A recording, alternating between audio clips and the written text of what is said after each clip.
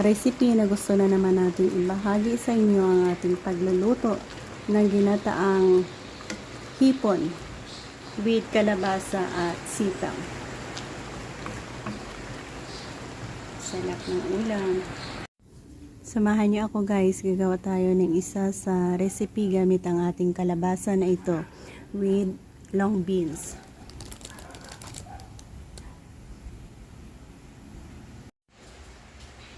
Konting cooking oil, igisa natin ang ginger, garlic, onion at kamatis. Smash ginger, and garlic, onion, kamatis.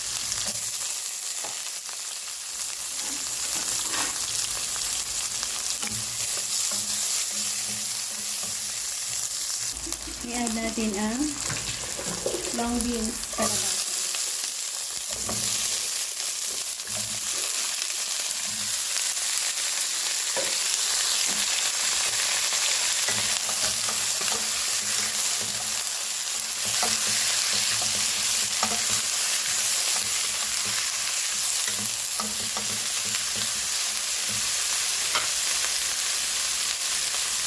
Lagyan natin ng konting tubig at palambutin.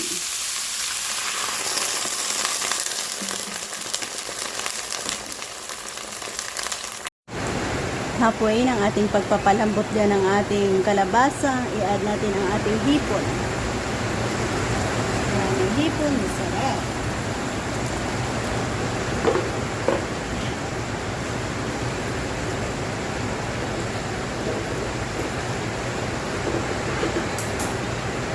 Lagyan natin ng asin.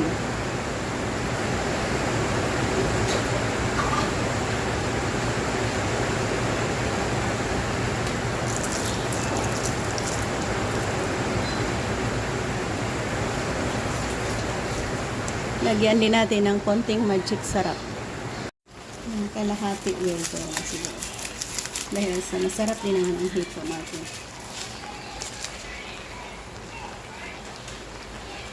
Lagyan natin ng konting oyster sauce.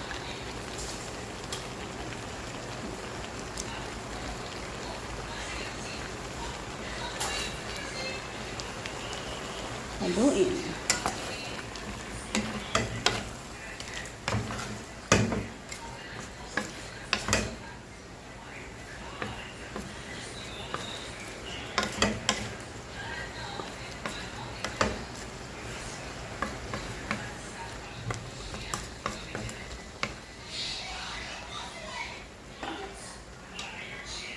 Okay.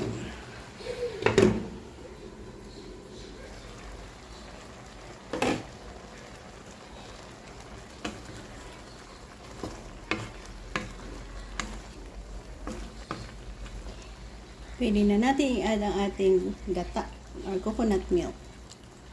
Ginata ang kalabasa at long beans.